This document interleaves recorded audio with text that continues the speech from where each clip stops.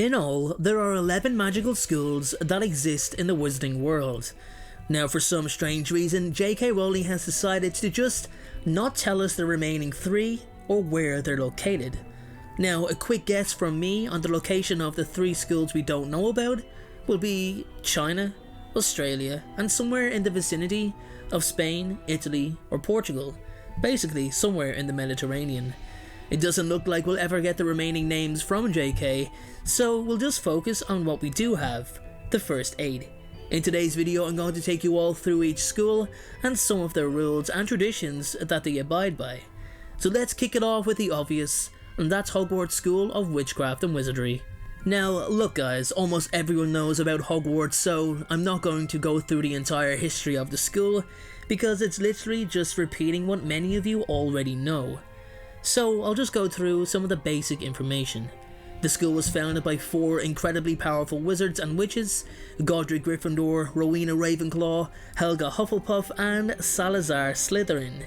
The school was built in Scotland, and its construction was actually overseen by Rowena Ravenclaw herself, who devised the plans for the moving stairs. Now, the school accepts magical people of any blood type, and it was because of this that fellow founder Salazar Slytherin departed the school, never to return, as he did not want to teach Muggle-born students due to the ongoing tensions between the magical and Muggle races. There's also strong rumours about Slytherin actually going on to start another school, Durmstrang Institute. And if you want to see the connection theory there, then you can check out my good friend Seamus Gorman's video on that subject. Hogwarts also don't have any uniforms, despite the movies showing that they do. So next up is, you've guessed it, Durmstrang Institute. It was based in Northern Europe and was founded by a woman called Nerida Vulcanova. The castle was 4 stories tall and fires were only lit for magical purposes. It had very extensive grounds and was surrounded by lakes and mountains. In addition, the school was unplottable, as Durmstrang concealed its whereabouts from plain sight. The school did not accept Muggleborns under any circumstances, and its most famous student was probably Gellert Grindelwald, who didn't even complete his education there anyway, getting himself expelled for his twisted, dark, magical experiments. And speaking of dark magic, the school just didn't teach defense against the dark arts, it actually had dark arts itself as part of the curriculum. Anyway guys, moving on. Next up we have Beauxbatons Academy of Magic, which is located in the Pyrenees Mountains of southern France. Now, a common misconception about Beauxbatons, thanks to the Goblet of Fire movie, is that it's an all-girls school, which is so far from the truth. Its most notable, most famous student would be the creator of the Philosopher's Stone himself, and a male, Nicolas Flamel. The Palace of Beauxbaton is a beautiful chateau surrounded by majestic gardens and fountains magically created out of the surrounding mountains, and has stood for over 700 years. Education at Beauxbatons Academy was of a similar caliber to the education at Hogwarts. Castelo Branco follows next, and this magical school is located in the Amazon rainforest in northern Brazil. Like Hogwarts, Castelo Branco also appears as a ruin to Muggles and is believed to be over 1,000 years old. It is debated which school came up with the idea first. Being based in the Amazon, it's no surprise to learn that the school specialises in herbology and magizoology.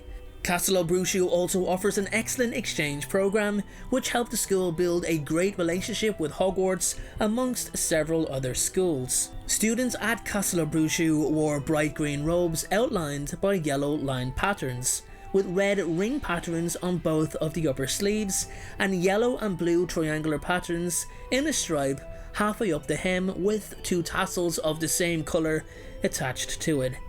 That is a lot of colours and a lot of designs guys, but it is accurate. It's noteworthy to mention that the school will be an integral location in the upcoming Secrets of Dumbledore movie, scheduled to be released in 2022. Let's move on. Next up we've got Castelo Branco's North American counterpart, Ilvermorny School of Witchcraft and Wizardry. Now, Ilvermorny's structure is based off that of Hogwarts and has 4 houses in which students are sorted into. They are Horned Serpent, Pukwudgie, Thunderbird and Wampus. The school was founded in the 17th century by witch Isolde Sawyer and nomad James Stewart. It's completely unheard of, even to this day, for a non-magical person to have any interaction in the wizarding world, so to discover that one actually founded Ilvermorny is an incredible fact in itself. The school is also home to the actual wand of Salazar Slytherin, although it is not on display. The wand was buried in a courtyard and a snakewood tree grew in its place. The robes of Ilvermorny were blue and cranberry. The colours honoured Isolde and James. Blue because it was Isolde's favourite colour and because she had wished to be in Ravenclaw House as a child, and cranberry in honour of James's love of cranberry pie. All Ilvermorny students' robes were fastened by a gold Gordian knot in memory of the brooch Isolde found in the ruins of the original Ilvermorny cottage. So guys, let's move on, and next up is my favourite magical school on the list, Mahutukoro. Its whereabouts still shocks me every time I think about it, as it's located at the topmost point of the volcanic island of Minami Iwo-jima. It also has the smallest student body of the 11 major wizarding schools. Now the school is described as ancient, which indicates that it could be as old, if not older, than Hogwarts. Mahutukoro takes Quidditch very seriously and has what is described as the most grueling Quidditch training schedule out of any school. Students also go through the wand selection process, but the wand to get is the prized Cherrywood wand, highly valued by all who attend the school. What I love most about the school is the function of the school's uniforms. When students start off at the school, they are given robes that grow as they grow, and change colour as the wearer gains experience, with pink as the beginning colour. If the wearer received top grades in all of their subjects, their robes were turned gold.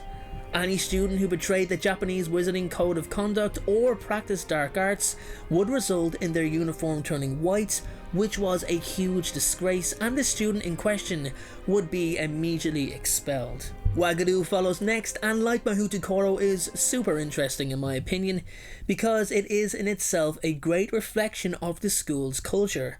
The school is located in the Mountains of the Moon in western Uganda, and it was the largest of the 11 wizarding schools, accepting students from all over the continent of Africa. The most standout feature from the Wagadu students is the fact that they practice wandless magic. Wands were primarily a European invention, and although African wizards did adopt them as useful tools, Wagadu students preferred to cast spells simply by pointing their fingers or through other types of hand gestures. It gave them an incredible level of control over their magic, in addition to it being impossible to trace their spells without the use of a wand. So guys, our final school on the list is the latest school to be revealed, and that is Koldovstorets, which is located in Russia. It has quite a strict curriculum and is believed to be even older than Durmstrang Institute. Before the invention of the broom, people used all kinds of objects to fly, but it was a little different for the students of Koldovstorets. They flew on, get this, uprooted trees. That's correct everyone, you did not read that wrong. Uprooted trees. And they stayed with that form of flight long after the broom was brought into the picture. Koldovstorets was so keen on maintaining its traditional way of flying that he even incorporated the uprooted trees into modern day Quidditch. I can't imagine that being exactly safe for the opposition team to come head on with a giant uprooted tree. Anyway guys, that's my video on all 8 magical schools. Let's hope something changes with the information on the remaining schools. Thanks again for watching, I really appreciate the support guys. I am trying to rebuild the channel back to the heights it once had before the name change, so hopefully we can do that together. I will see you all in the next video. Thank you so much for watching, I truly appreciate your support. Everyone, notifications of uploads are more important than ever, so please, if you haven't already, turn those notifications on to make sure you're notified the moment my video goes live. Making videos is what I love to do, it's my dream and my passion. However, it does cost time and money to produce this content, so if you have $1 to spare to support me on Patreon in exchange for some exclusive unseen content, then you can click the Patreon link below or at the end of this video. Please only support me if you can afford it. And make sure to follow me on Instagram at InstaDNJ and on Twitter at PotterFolklore Check out my other videos appearing on screen, and please make sure, most importantly, to hit that subscribe button. Thanks again everyone, and please have a great day.